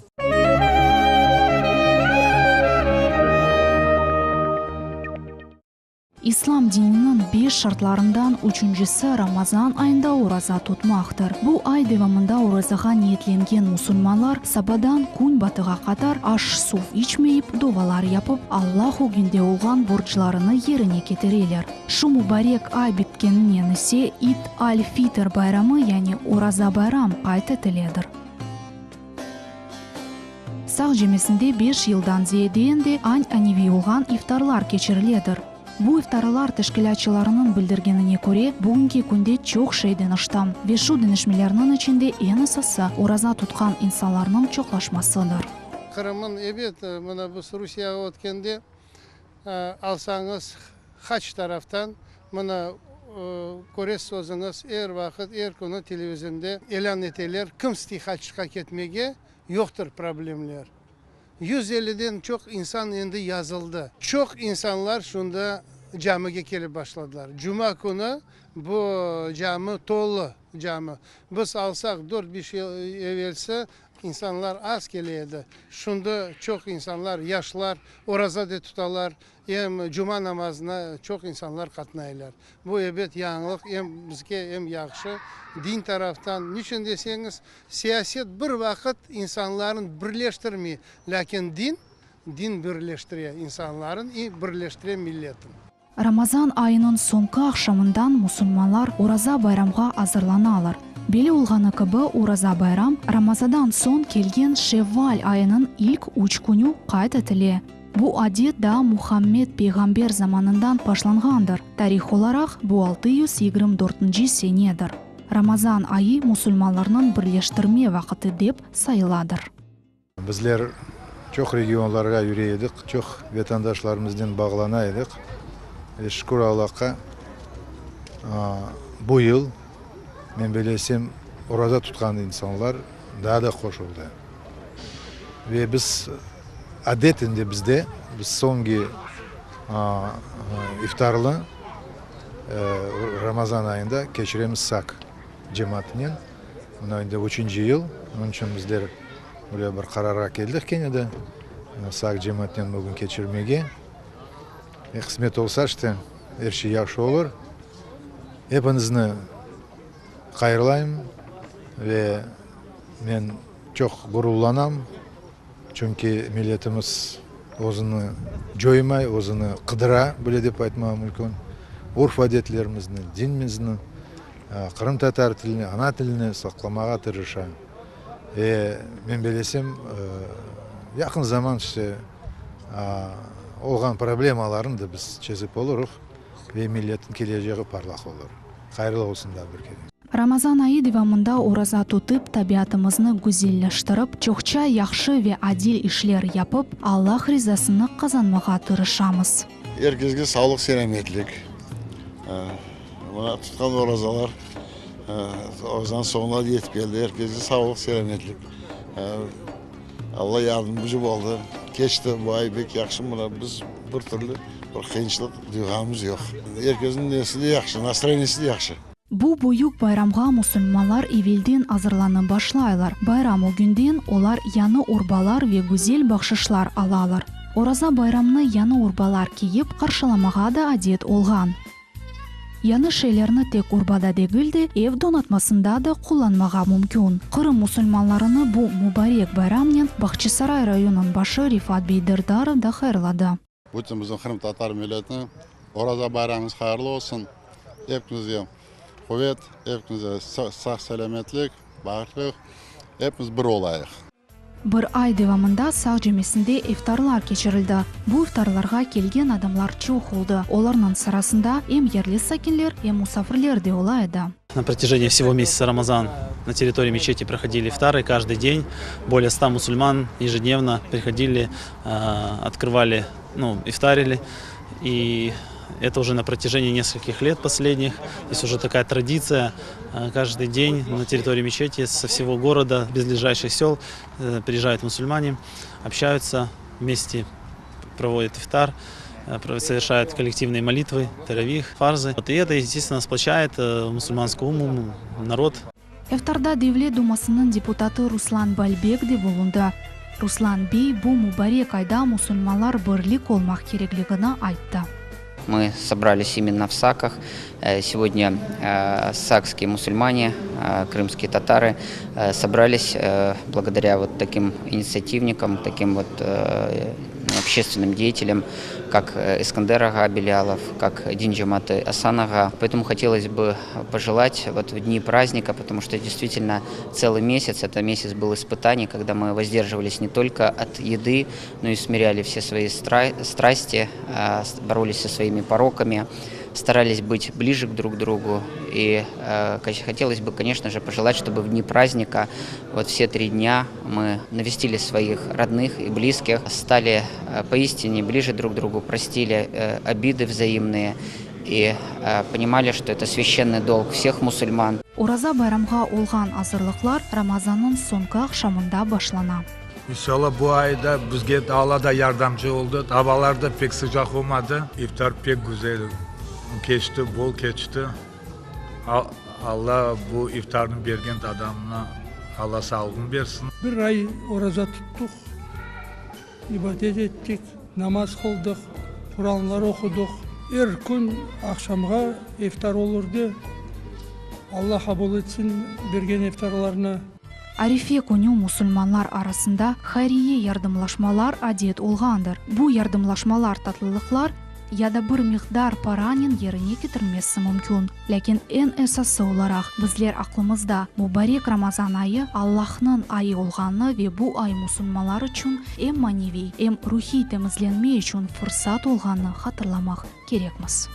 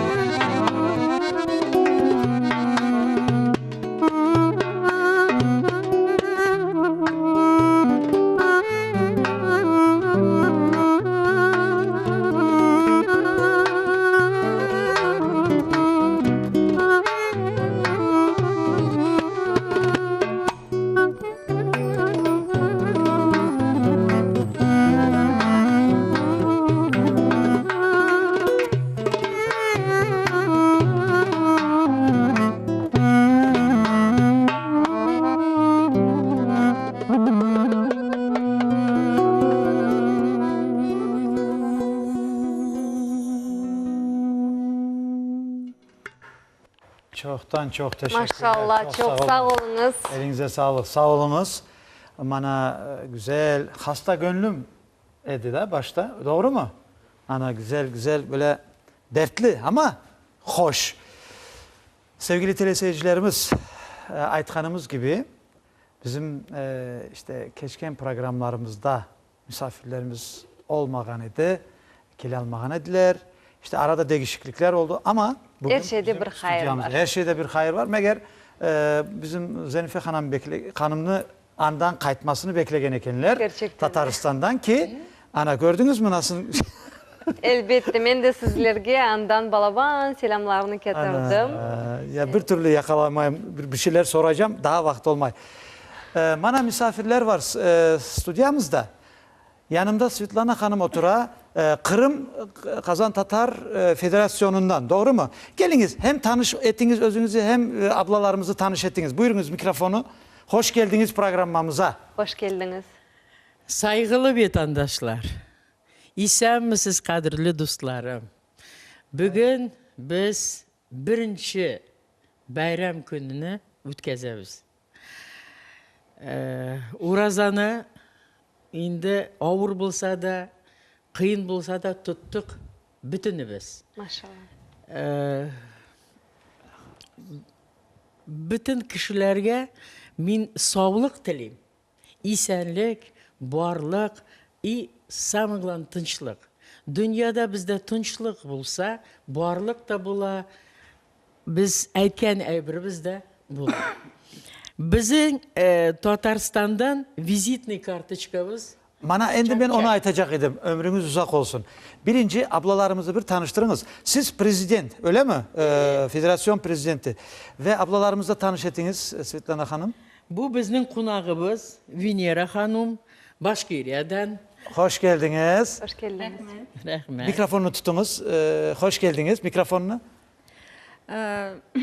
Мен ямандашларға, туғанларға, мұсылман халықларына, Қырымда тұрған Башқұртстан мұсылманларынан бик көп сәлем келдірдім. Ve aleykümselam. Nasıl güzel, nasıl güzel. Şu kadarım zor bayram bilen, mına Uraza bayram bilen, ısın көңілден құтлайым. Çok. Бәхет, шатлық, ұзын ғұмыр, тыныс ғұмыр біргәләшіп, дуслашып яшәргә булһын дип уйлайым. Шулай булһын дип ышанам. Maşallah. Çok güzel yapasınız. Шақырған үшін бек зор рахмат. Мына sizге biz men boş kul kelmedim. Birazdan aytamız. Birazdan bağışlarsın, birazdan aytacaksın. Bütün sırlarını bu yerden açmayıq. Yani Evet, tanıştırınız gene siz. Aptemizden tanışayıq.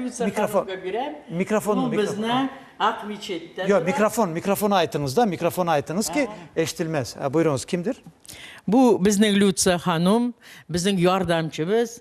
Ol Ak Miçet'te tura. Bütün bizning merapриятияларда zo'r ishlarni da ishtirok etadi. Buyurunuz, iki ağız sözünüz. Hoş geldiniz. Lütfiye Hanım, hoş geldiniz. Yakın tutunuz. Heyecanlı dakikalar aslında. Buyurun. Я от всей души поздравляю всех крымчан, всех крымских татар, башкир, проживающих в этом благословенном этом Крыму. И это передаю большой привет башкирам, которые проживают в Башкирии и по всей России, по всему миру. Желаю всем мирного неба, здоровья всем, счастья, благополучия. Çok teşekkürler, çok teşekkürler. Bakınız, rahat olunuz. Sizler elbette ki her gün stüdyolarda olmaysınız ama rahat olsanız her şey güzel olur. Şimdi Svetlana Hanım, hem siz tanış ettiniz, bugün bana bakınız tatlılarına gelmişler. Milli tatlılar anda yeşillikte görün bakalım. Nedir bir buyurunuz, yakın tutun mikrofonu ve tanıştırınız. Nedir? Tatarstan'ın vizitli kartochkası çak-çak. Çak-çak. Ol yumurtadan yapıla и baldan üstü.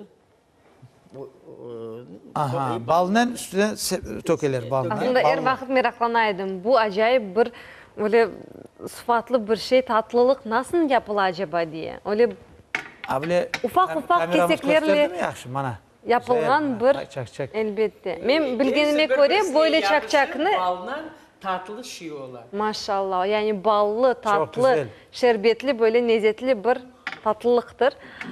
Bunu ben bilgenime göre toylarda da, düğünlerde de yaparlar. En birinci şey toyda çakçaktan başlayır.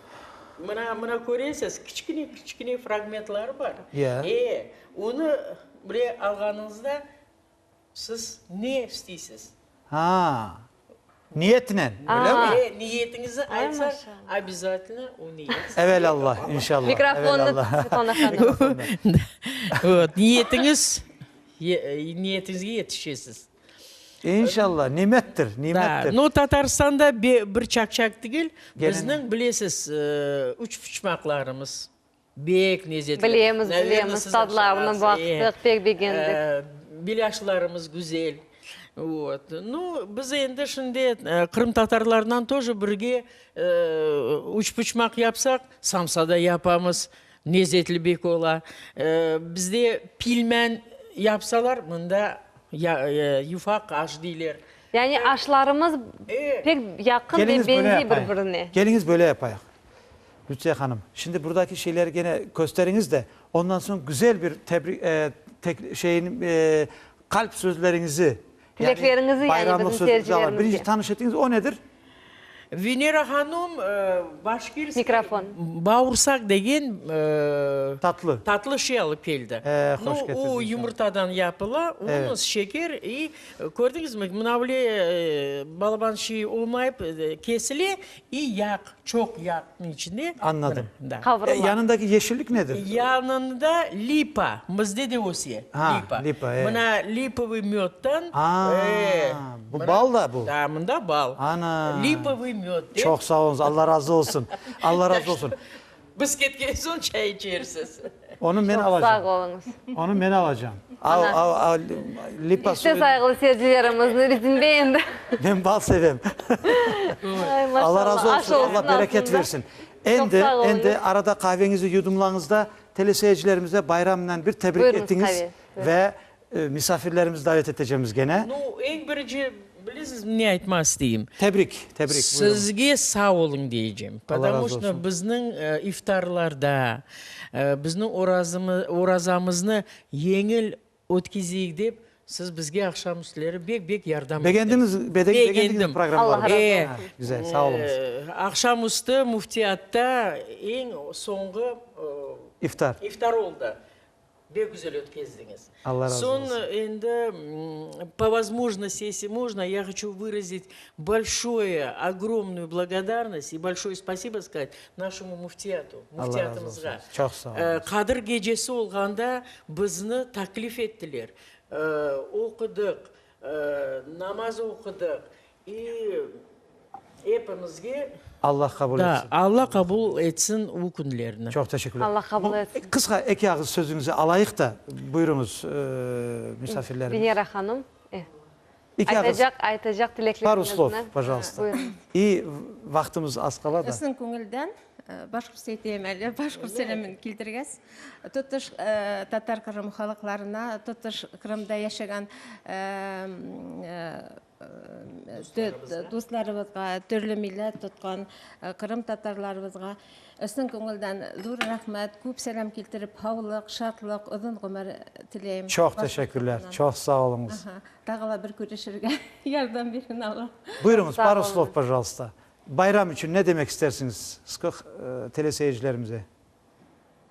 Но я желаю всем здоровья и желаю всем мусульманам, которые держали уразу, чтобы Аллах kabul etsin tutkan urazalары. Sizlerle beraber çok teşekkürler. Allah razı olsun. Çok sağ olunuz. Operatörlerimiz, levhamız var mı? Levhamız var elbette ki. Şimdi haber ettiler. Bir levhamız arada. Biz de teleseyircilerimize diyeceğimiz ki sizin adınızdan da teleseyircilerimizin adından hepsinden size teşekkürler. Çok sağ olunuz geldiğiniz için. Bu bayram akşamını yaraştırdığınız için teşekkürler. Horantanızla beraber çok teşekkürler. Sağ olunuz. Allah razı olsun. Sağ olun. Levhamızı vereyim kendi. Buyurunuz. Buyurunuz tabii ki.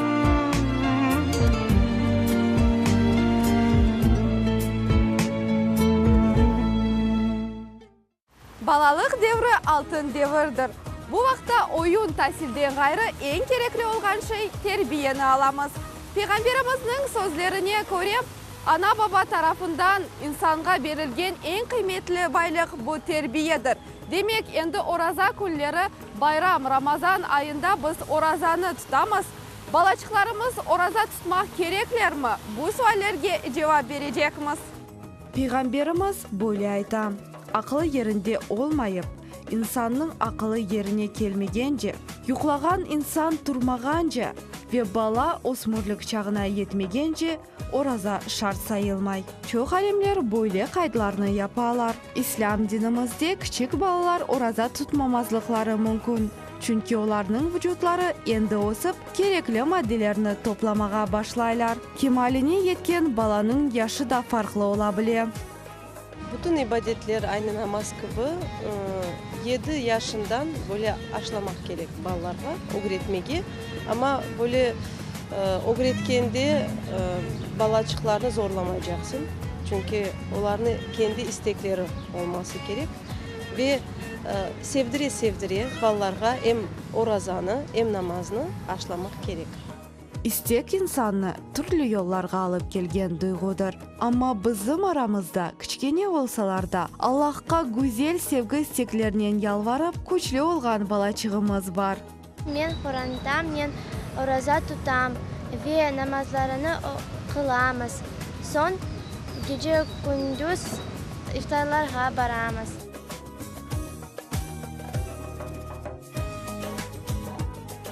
Çok osmurlar orazanı tutmaylar. Bunun sebebi siz ana babalar öz balalarınızga İslam dinimizin ne kadar güzelligini tarif etmediniz.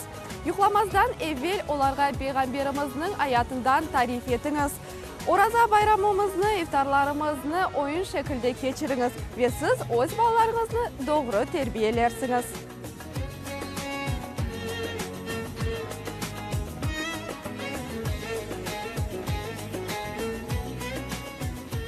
Oraza tutkanda ballarga orazanı sebebini, bütün Müslümanlar yılda bir kere ne için oraza tutarlar? En başta bu Allah'ın emri olğan için güzel bir şekilde oynap ballarga sevdirmek gerek. Son gelecekte ballar oraza tutkanda onu hiçbir zoru olmadan tutacaklar ve Kenya'da balaçıklar böyle cemaatinin olğan işlerini pek severler. Beraber oraza tutulsa, beraber iftarlarga barılıp, son namazlarga katılsalar, o balaların içinde güzel bir his kala ve Ramazan'ı, yılını böyle merakla bekleyecekler. Балалар birinci növbetте ана бабаларından ilham almak gerekler. Küçüklerini korçalap saklamakны, büyüklerini hürmet etmekni biz her bir şeyni korup yapamız. Yaş kızcık anasından temizlikni, yardımını öğreniyor. Oğlan bala ise babasının beraberlikte camiye barsa, namaz kılmakны öğrense Allah'ın sevgisini kazanacak. Dini dersler hakkında laf etsek, Ahmedjit'te ve umumen bütün Kırım'da Kırım Müslümanları dini idaresi tarafından tüzülgen faydalı ilim dersleri öz işine alıp baralar. İslam'ını böyle öğretmek, yani öğretkende böyle oyun bir şeklinde anlatmak gerek. Çünkü ballarını aklı, yani böyle anlayış nesi oyunun daha güzel aklında kalar. Bütün ibadetlerini, namaz olsun, abdest olsun, oraza olsun oyun şeklinde öğretmek. Çünkü bizim faydalı ilim centrinde aynı böyle yanı var, teşkilatı var. O mesela ballarını Maria Montessori degen bir apayın böyle öğretken oyunlarının dinimizni oğa okşatıp öğreteler. Ve balaçıklar en başta motorika ruk degen bir konumuz var. Ballarını, din konularını mesela namaz olsun, abdest olsun, böyle kitapçıklar yaparlar, türlü böyle suvenir, böyle plastilinden nelerden, kağıtlardan türlü böyle şeyler yaparlar, yani öğretirler. Ve bu şekilde İslam balanın aklında daha güzel kalır. 11 ayının sultanı Oraza ayı yekullenip bayram başlanam. Bayramga hazırlanmak balalar için heyecanlı vaxtdır. Mübarek bayramını her bir Müslüman sabırsızlıkla bekley. Birincisi ana ve babamın kollarını, ellerini öpmek.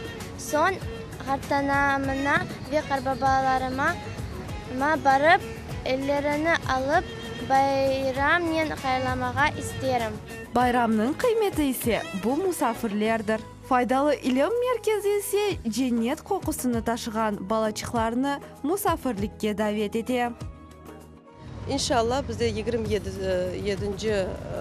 iyun'de Allah kısmetse faydalı ilim centrimizde bayram, balaçıklar için bayram olacak. İnşallah saat 10'larda İnşallah pek güzel geçecek oyunlar, böyle programlar olacak, masterclasslar olacak. İnşallah bütün herkesine davet edeyim. Halkımızda böyle atalar sözü var. Kuş evde körgenini yapar. Demek aziz ana babalar, siz de yaxşı işlerdi yapınız. Ballarınız her bir şeyini sizden göreler ve bileler. Şu fırsattan faydalanıp sizlerini Oraza bayramının hayırlayım.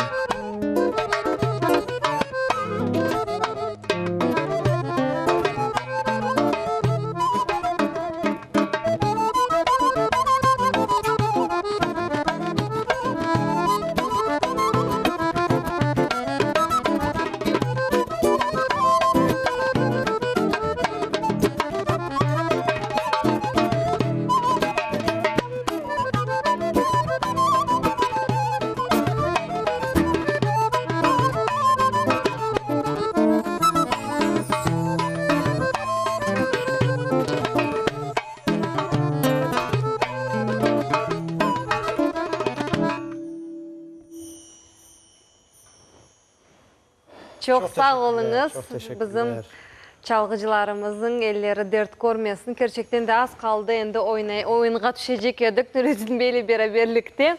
Ve bu arada bizim muhabirimizge Gülcan'ımızga da çoktan çok teşekkürlerimizi bildiremiz. Pek meraklı levha için. Gerçekten de senin tavsiyelerin pek mühimdir ve güzeldir Gülcan. Şimdi ise stüdyamızga misafirlerimiz. Hem tanıştırmadan evvel sanatçılarımıza teşekkürlerimizi bildiremiz. Elbette. Sanatçılarımızın bugünkü bize yaraştırganı, bizim programımızını ve horantalarına beraber bayram mübarek olsun, Allah razı olsun deyik. Sağlıklaşamız hem de sanatçılarımızın. Çok sağ olunuz. Çok sağ olun. Allah razı olsun. Sevgili dostlar, bizim bugün stüdyamızda gene misafirlerimiz var ve dini sohbetimiz de olacak. Geliniz bir 20-25 dakikamız var. Değerlendireyik bunu. Bizim şimdi stüdyamızda oturan belli hocamız, bilesiniz, tanıştırmasan da olacak ama bizim sevdiğimiz, saydığımız hocamız Rahim Hoca Gaffarov otura ve Kırım Ansamblının yırcısı hem de belli sanatçımız, bilesiniz Kırım'da bir nam kazangan artist diye, öyle mi? Eğer yanılmasam Resul ağamız Halilov bunda. İlahisi var, bize takdim edecek. Gelin, hoş geldiniz diyeyim. Hoş geldiniz. Hoş bulduk. Ramazan şerifler, bayram şerifler mübarek olsun.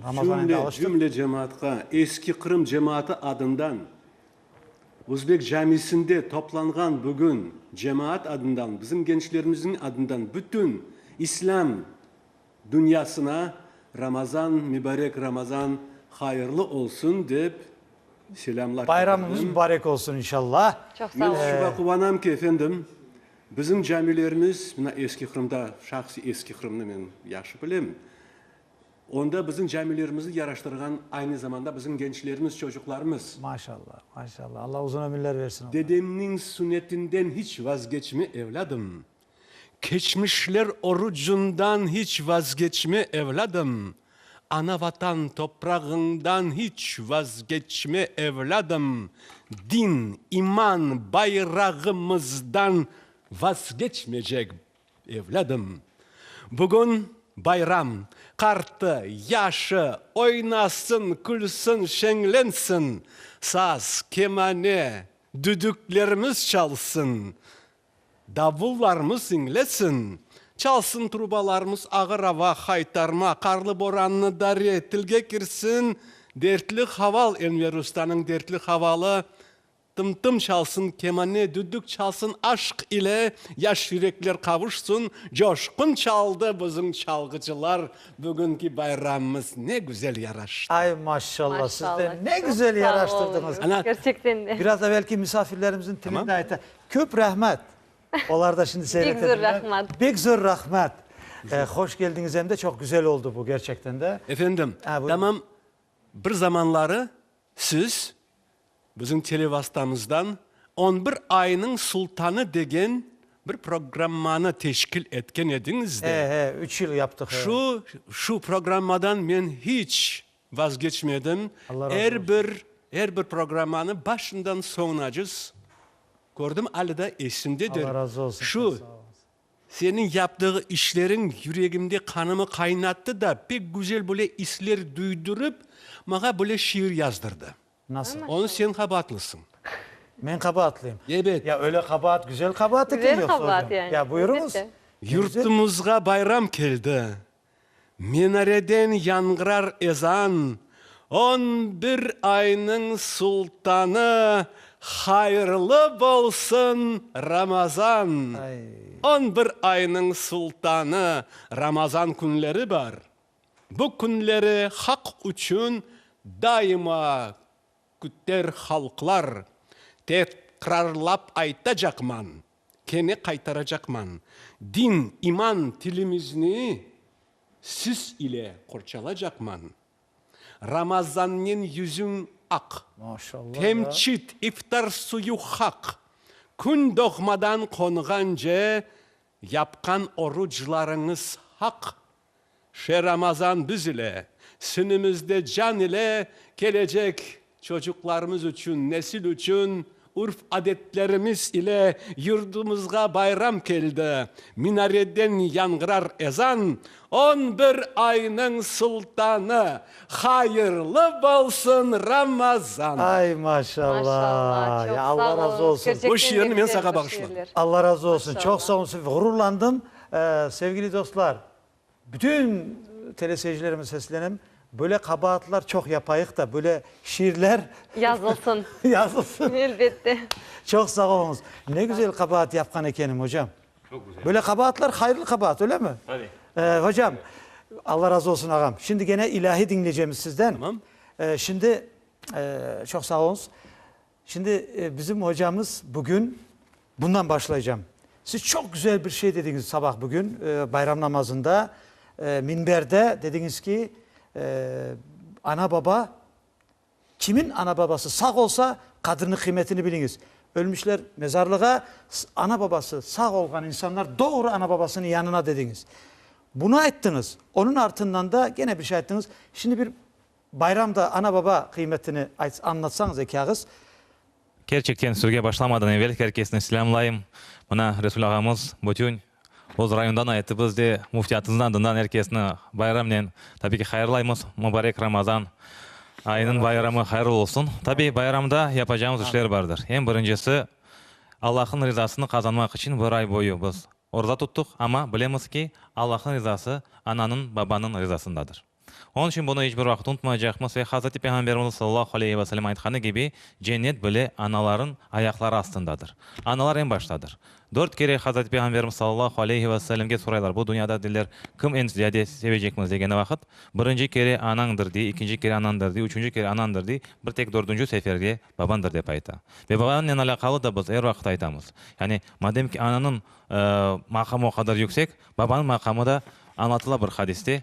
Bir tane adam kele Hazreti Peygamberimizge sallallahu aleyhi ve sellem'ge ve ayta ki benim babam benim akşamı yok eti harcay. Hazreti Peygamber dedi ki çağır onu diye. Ve onu çağırmak eti. O anda Hazreti Cebrail kele Hazreti Peygamberimizge sallallahu aleyhi ve sellem'ge ve ayta. Dedi ki o adam kelgeni vakit babası sonra mında kelgeni vakit içinde ne mırlandandı. Ne aytı. Ondan sonra o adam kele bir harbabay. Hazreti Peygamberimiz sallallahu aleyhi ve sellem soraydı. Gerçekten sen oğlunun akşasını yok etesin mi? O diyor yok ben hartım diyeyim. Ayında bir şey gerek mi? Bir tek torunlarım var, onun balları. Onlara bir şey alam diye. Bunun yanında bir yükümlü olgan, yani bakmak, mesuliyetli olgan bir tatam var. Oğa bakam diye. Mağa ozumge bir şey gerek mi? Ondan sonra Hazreti Peygamberimiz sallallahu aleyhi ve sellem'in aklına esine keley ki buna Hazreti Cebrail aytkanı. Ve soraydı. Sen bunda kelgenin vakit ne içinde ne ayttın? O da ayta. Men bunda kelgenin vakit aytım ki diye. Men bu balanı osturdum. O hasta olganı vakit men ondan ziyade hastalandım. O yuqlamagаны vakit men daha ziyade yuqlamadım. Men ozum aşamadım, oğa aşattım. Ne için? Buna şu yaxşı günlerini koruyayım dep bunları yaptım diye. Ama o şimdi meni Peygamberin yanında maskara etti dep ayttım diye. Onu eşitken Hazreti Peygamberimiz sallallahu aleyhi ve sellem ağlamağa başlay ki o mübarek sakalı ıslana ve o adamga ayta diye. Bütün malın da, balların da, her şeyin ne varsa babanındır dep buyura. Ve gerçekten de biz de asıl olan şey, yani bazı şeylerin kıymetini anlamayız. Alıp da telefon açamız ya da SMS yazamız. Buna aytamız ki en başta Allah'ın rızalığını biz kütsek, barıp da anamızını, babamızını gerçekten bir ziyaret etip bayramını hayırlayık, kollarını alayık, öpeyik. Çünkü onların razılığı bizim razılığımız, yani Allah'ın razılığındadır. Onların duası pek mühimdir. Onları kaçırmayık. Arada dakikalarını kaç dakika kalgan olsa bana gösteriniz. Çünkü eşitilmeyi yakşı da. He, 10 dakikamız tamam. Hocam şimdi bakınız siz ilahinizi hazırlayıp durunuz. Hocam son gene bir şey dediniz. Elbette ki bu laftan yani ana babası sağ olan insan ana babasının yanına ölgenleri varsa mezarlığa da ziyarete de tamam bitti değil.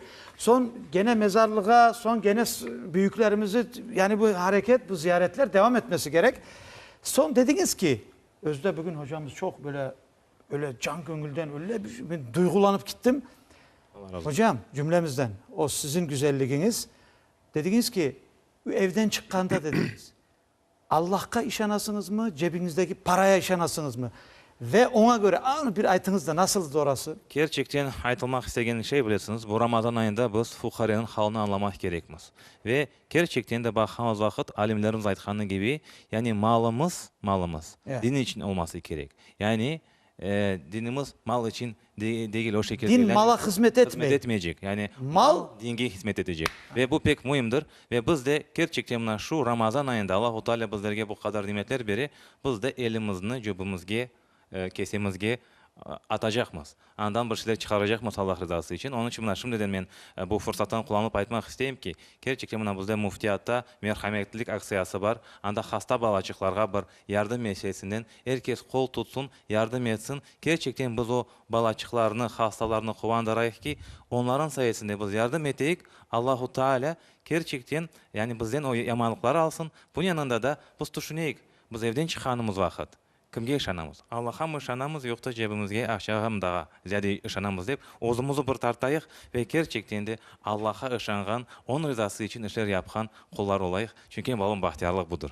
Bugünkü sabahki bayram namazında bu sözleri eşittim de dedim ki bunu bugün programmaya taşıyacağım. Hocamız zaten Ben de söz koşsam olur. Buyurunuz. Buyurunuz. Her daim ana baba evlat için hizmet etmekte. Ama niçindir evlat için hizmet etip biz kendi ana babalarımızı İsmimizden kedebiri çıkarabiliriz. Şöyle hatalarımız da olabilir. Esimizden çıkardıysanız. Evet, hayatımızı, ömrümüzü bağışladık. Kimler için? Ballarımız için. Bazarlarda mal mülk aldım balam için. Bahçeler, evler kurdum balam için. Tantanalı toylar yaptım balam için. Ama ne yaptım ben kendim evlat bolup anam için. Dünyada en aziz insan babam için. Dağlar açtım, derya keçtim balam için. Sağlığımı, gücümü verdim balam için. Sultan boldum, kul boldum balam için. Bir inenen kuyu kazdım balam için. Ama ne yaptım ben kendim evlat olup anam için. Dünyada en aziz insanım babam için. Özü içmey, özü yemey mağa bergen anam edi. Özü üşüse de titrep durganda kiyindirgen meni babam edi. Özüm aman bolsan boldu balam, olar şay deredi. Ömrümnün hak parlak yıldızları olar edi. Ama ne yaptım ben kendim bala olup anam için dünyada aziz insan babam için. Hasalansam, assam, tossam şifadarım olar edi. Hayatımның güneş nuru yıldızları olar edi. Ömrümның tayancı, işancı olar edi. Benim için en şerefli duacılar olar edi. Kurban çaldım, sofralarını bugün tüzdüm dua için. Fındık fıstıkları caydım, hazırladım dua için. Geçmiş ana baba dedelerimizin ruhları için.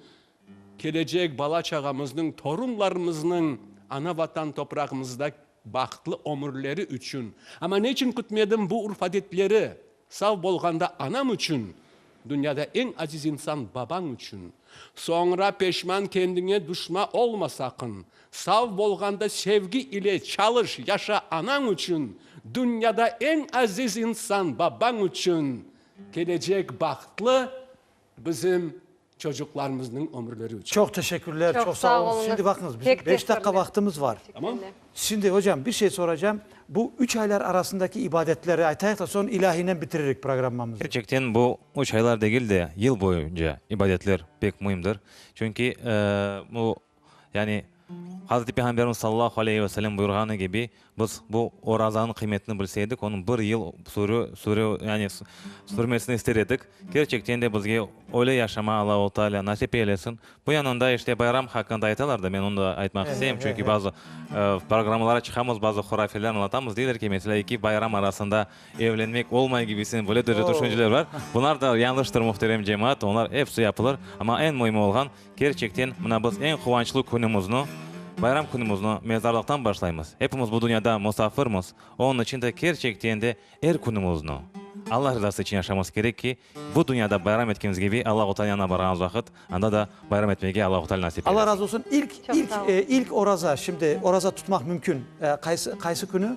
Mesela yani, bayramdan ki. Bayramdan son birinci bayram günü şunda olan gün oraza tutmak haramdır. Sonraki 2 gün mekruhtur. Ondan sonra yani bayramın 3. günden sonra 3 gün bayramda oraza tutulmaz. Ondan sonra Şeval orazası biz aytamız. Şeval orazasını 6 gününü tutmak gerek ki bir yıl boyu bunu soradılar da hocam. Bunu soradılar bana teleseyircilerimiz. Çok Allah razı olsun. İki ağız sözünüz son ilahiye geçeyim. İki ağız sözümüz aytacakmız. Gerçekten bana Ramazan bayramınız hayırlı olsun. Allahu Teala bütün murat ve niyetlerinizi bersin. Şu bayramlarımızda birlikni, beraberlikni yaşayık ve bu dünyada bayram etkeniz gibi Allahu Teala'na barğanız vakit hep beraber bayram eteyik. Allahu Teala bizlerini Kur'an'dan, imandan, vatandan hiçbir vakit ayırmayın. Allah razı olsun hocam. Allah Çok razı teşekkürler. Biz de endi ilahinen bitiremeyeceğiz. Ne kadar yetiştirsek o kadar ilahi olacak. Elbette. Sevgili teleseyirciler, biz endisilerine sağlıklaşamız. Hanımefendiye vakit kalmadı, bir şeyler soracak idim ama endi son sorarım. Aslında bir kaç söz men de tileklerimi aytsam saygılı seyircilerimizge. tilekleriniz. Saygılı seyircilerimiz, siz en kıymetli, en sevgili bizim seyircilerimizdir. Hiç bunu unutmanız ve gerçekten de bizim için büyük bir baxt edin. Nurizin Bey'le beraberlikte bir ay devamında sizler için güzel bir yayınlarını hazırlamağa. Çok sağ olunuz, hep beraberlikte geliniz, vaktimizni geçireyik ve ana tilimizni Millet Telekanalının vasıtasıyla öğreneyik. Telekanalımıza da çoktan çok teşekkürler. Bütün seyircilerimize, milletimize Allah razı olsun deyik. Biz razıyıq, siz de bizden razı olunuz. Eğer hatalarımız, eksiklerimiz olgan olsa bağışlarsınız. Bizim niyetimiz sizge hizmet etmek idi. Ramazan'ı güzel yaşamak idi. Eksikimiz olabilir, bağışlarsınız. Gelecek Ramazanlarda olabilir, başka bir programlarda olabilir. Onu aytamayım. Allah'a emanet olunuz. Hakkınızı helal etiniz diyeyim ben. Elbette. İlahi başlanız. Meni bir meclislerde hayretke kaldım Allah. Meni bir meclislerde hayretke kaldım Allah. Uyudum uyandım ayanı gördüm. Uyudum uyandım ayanı gördüm. Allah Habibim nurunu yanarken gördüm. Allah Habibim nurunu yanarken gördüm. Allah menahu demeyince eğlenemem hu. Allah demeyince sabır edemem. Menahu demeyince eğlenemem hu. Allah demeyince sabır edemem hu. Semade melekler hudene doner Allah. Semade melekler hudene doner Allah. El ele vermişler hakka giderler. El ele vermişler hakka giderler. Habibim nurunu devaf ederler Allah. Habibim nurunu devaf ederler Allah. Menahu demeyince eğlenemem hu. Allah demeyince sabır edemem.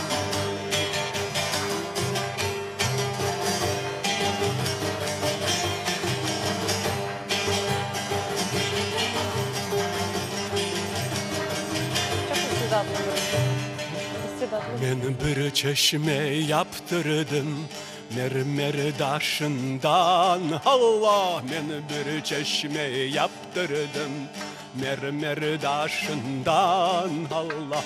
Suyunu ahızdım gözyaşlarımdan. Suyunu ahızdım gözyaşlarımdan. Hiçbir fayda görmedim dünya işinden Allah'ım. Hiçbir fayda görmedim dünya işinden Allah. Menahu demeyince eğlenemem hu. Allah demeyince sabır edemem hu. Demeyince eğlenemem hu. Allah demeyince sabır edemem hu. Çok teşekkürler. Çok sağ olun. Sesinize Var olunuz. sağlık. Elinize, sesinize sağlık. Bana İşte. beraber çalıştık. Sizden de eğer ben sizden de helallik almak isteyeyim. Eğer bir hatam olgan olsa, Helal eğer olsun. bir eksiğim olmuş olsa bağışlanız. Hakkınızı helal etiniz. Estağfurullah. Ben Aslında- çok razıyım sizden. Bütün Allah razı çalışan olsun. kardeşlerimizden, hocalarımız, sizler de Allah razı olsunuz. Ramazan boyunca bizlere yardımcı olduğunuz programlarımızda. Elbette ki Aslında balaban bir iş yapıldı böyle. evet, evet. Eğer azıcık olsa da hanelerge sevinç ve sevinçine sevinç koşkan olsak, Ramazan'ın daha güzel geçmesi için biz hissemizi koşkan olsak, bizler en baklı insanlarımız. Herkesten Allah razı olsun Ramazan-ı Şerif'i Sağ olunuz, güzel geçirmek var için olunuz. emeği geçken insanlar. Allah razı olsun, sağ olunuz, var olunuz. Bayram mübarek olsun tekrar.